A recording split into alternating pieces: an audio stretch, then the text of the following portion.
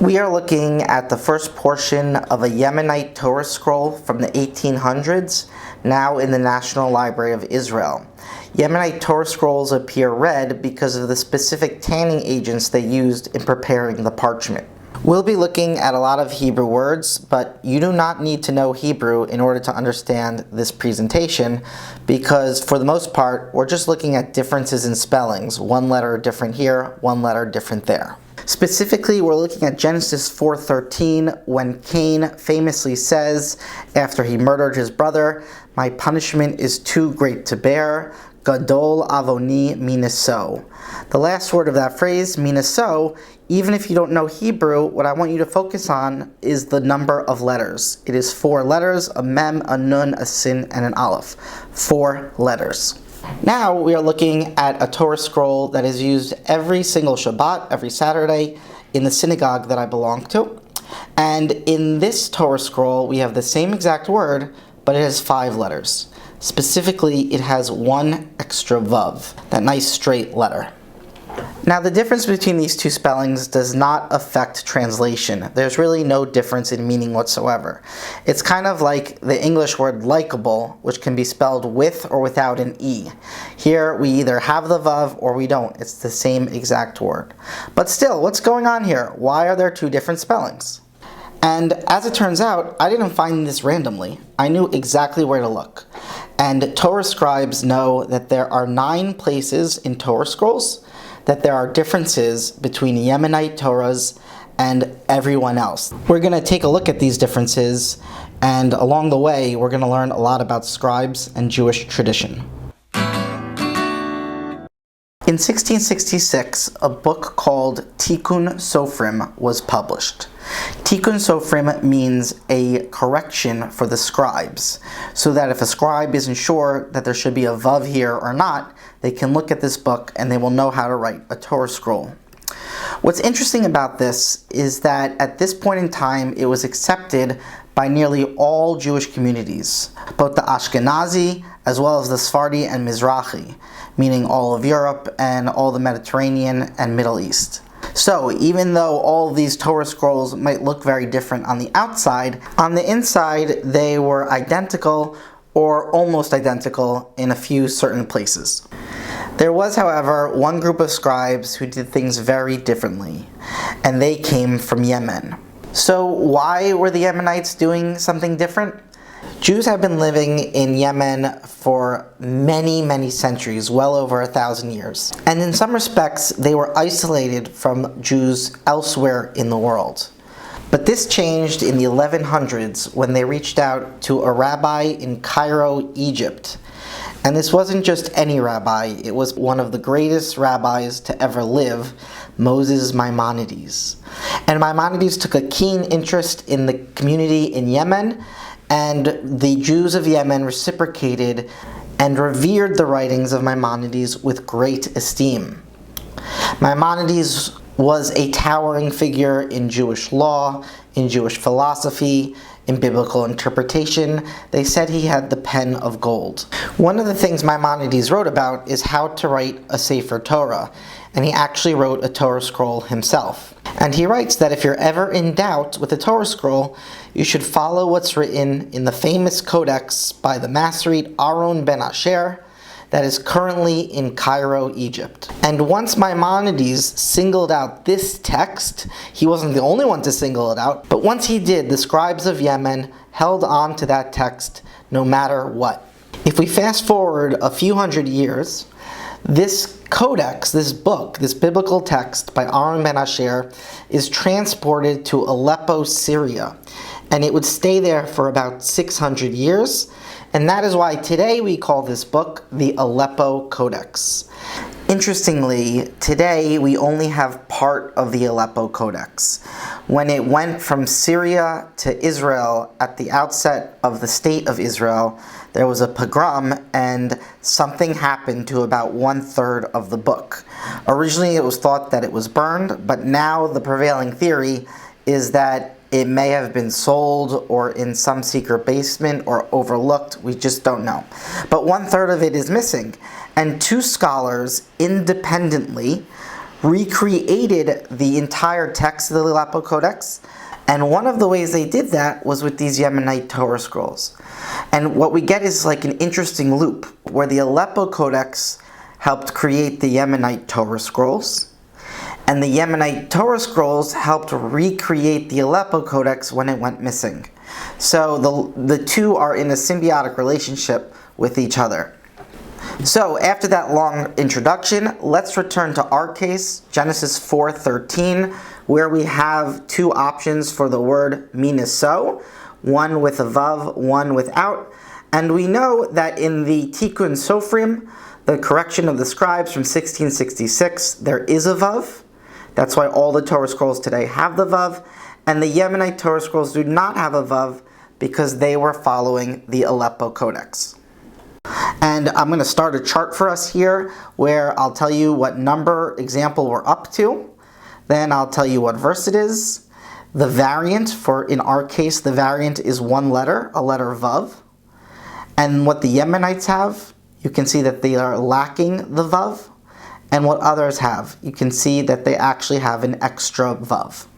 Now that we've gone through number one, I am going to make magically appear 5 more examples. And all of these have the same exact issue, is that vowel-like letter, the letter vav. And we see that 6 out of the 9 are this one letter. That tells me that this was the most difficult letter for scribes, and it wasn't always clear whether the vav should be in there or whether it shouldn't. It really depended on each and every situation. Moving on from Genesis, in the book of Exodus, chapter 25, verse 31, we learn how the menorah, the lampstand, is to be made. And the word "it shall be made" is te'aseh. And when we look here in the Torah scroll of my synagogue, we see 5 letters. And the second letter is a yud. That's the smallest letter in the Hebrew alphabet. And this letter is very unusual. It's not impossible to come up with an explanation, but still it's an odd vowel. To come up with something similar in English, it's like when you see the word maneuver and you see those vowels in there and you just wonder like what is going on. The similar thing happens in this word te'aseh with the yud. When we look at the Yemenite Torah scrolls, however, there are only 4 letters in this word, and we actually have no yud. Now when we come to our chart and we look at number 4, Exodus 25:31, we see that our variant is a yud. And what this tells us is that so far all the variants have been vowel markers. That is the letter vav or the letter yud. And when we look at Yemen, Yemen has a 4-letter word, te'aseh, and others have te'aseh, the same exact word, but there is a yud in there to mark that vowel. Now that we understand number 4, I can magically make number 7 appear as well, because it is the same variant. The question is, should there be a yud there or not? And it's still the same vowel marker. If you are interested in learning or improving your biblical Hebrew, you should check out my 2 Tanakh cards. I have a biblical Hebrew grammar card, which goes through all of Hebrew grammar, as well as a biblical Hebrew vocabulary card, which has 1,600 of the most common words in the Tanakh. Each of these are available on Amazon, currently for $15. I'll have the links in the description. Before turning to our 9th example, let's turn to a mnemonic in biblical Hebrew called ahoy, like you're on a ship, ahoy mateys. And ahoy letters are 4 letters in Hebrew that actually can be vowel markers. All 4 of these can be consonants, but sometimes they appear as vowel markers. We've already seen the vav and the yud cause us some trouble many times. And our 9th and final example from the book of Deuteronomy concerns the other 2, the aleph and the hey, which can be interchanged because they're so similar. So in Deuteronomy 23:2, we have a law about a specific person, a man whose genitals were crushed. A pitzua daka, one wounded by crushing. And the word daka here in the Yemenite Torah has an aleph, and this we know follows the Aleppo Codex. However, when we look in the Torah scroll used in my synagogue, we see that the word also has 3 letters, but it ends in a hey. And actually, the truth is that this word crushed comes from a root that can appear with either an aleph or a hey. So both options are technically correct, kind of like the British spelling of tire with a Y and the American spelling of tire with an I. They're both totally fine. And turning to our chart, we're at number 9, Deuteronomy 23:2, and the variant is either an aleph or a hey. The Yemenite Torahs and the Aleppo Codex have Daka with an aleph, and all other Torah scrolls have Daka with a hey. At this point, I would like to just speak overall about what we just learnt, and then at the very end, I'll give you a surprise addition to our 9. I'll give us a number 10. The first thing I'd like to mention is that a Torah scroll has 304,805 letters. So of the 304,805 letters, we only found 9 differences among contemporary Torah scrolls, which, if you think about it, is mind-boggling because all these Torah scrolls were copied by hand. It's just amazing how the scribes have paid so much attention to their craft and their dedication to the Torah scrolls. The second takeaway is that all of the variants that we have seen are dealing with vowel markers or vowel letters. Most of them vavs and yuds. These are words that can appear in 2 different forms, and they're both fine. When the vav or the yud is there, it is called plene, it is full. And when the vav or yud is not there, it is called defective, it is lacking. Both forms are completely fine. There's one example that we didn't look at that I'd like to show you just how tricky this is for scribes. Number 5 on our chart was with Exodus 28:26, which dealt with the word ha-ephod, the ephod. The ephod was an apron-like kind of garment that was worn by the high priest. And we can see here that in the Torah scroll in my synagogue, we have a vav, it's plene, it's full. And in the Yemenite Torah scroll, there is no vav. It is defective. It is lacking. Those are your 2 options. So which one is right? Should there be a vav there or not? Check out this interesting chart I made on Accordance Bible software.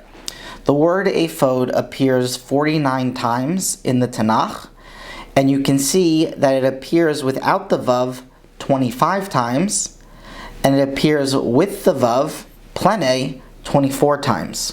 What that means is it's really a 50-50 chance of having a vav or not.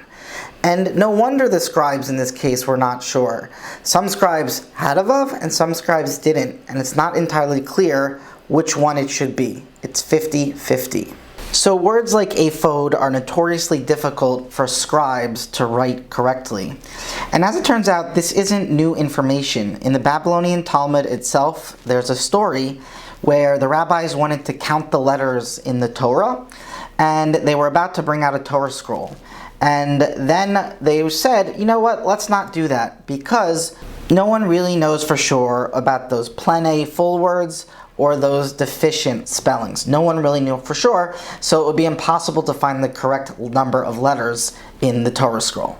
And so if in the first millennium people weren't experts about when there should be a vav or not, then for sure today it's really difficult to tell exactly what an original text might have looked like. The next thing I'd like to say is a major kudos to the scribes of Yemen. Even though they were different than every single Torah scroll in the entire world, the Yemenite scribes said, hey, we are following the Aleppo Codex. And because of that, it was actually easier to reconstruct the Aleppo Codex once part of it went missing. So what about everyone else? The Ashkenazi, the Sephardi, the Mizrahi? I have read that in Israel, some scribes are starting to change their texts to align with the Yemenites and the Aleppo Codex. So I have heard that. But for the most part, I imagine that most scribes will not do this. And the reason is, we already know, is that no one really knows when there should be a vav or there shouldn't be a vav. No one knows the plene and defective spellings. So even though the Aleppo Codex is the most accurate Tanakh ever written, it is not the final word. All right, for our final example, the surprise at the end. This is surprising in many ways. We're not going to be dealing at all with letters. We're not dealing with consonants. We're not dealing with vowels. That's not the issue. The question is there a space in the name Potiphera so that it's actually two names? Or is there no space in Potiphera, so it's actually one name? You see this in English names a lot, like is Marianne one name? Or is Marianne two names? It really could be both. And so we have this question for Potiphera, the Egyptian who was in charge of Joseph. And what we see on the left in the Yemenite Torah scroll is a single word. And what we see on the right in the Torah scroll used in the synagogue I belong to, we actually see that it is two words. Now, why is this so surprising? The reason this is so surprising is that in the Aleppo Codex itself, it was actually two different words. And so in this case, the Yemenite Torah scrolls actually differ from the Aleppo Codex and all the other Torah scrolls in the world. This completes our study, number 10, Genesis 41-45. We see that the variant is actually a space. And the Yemen Torahs, they differ from the Aleppo Codex. They have one word, but every other Torah scroll in the world follows the Aleppo Codex and actually has two words, Potiphera.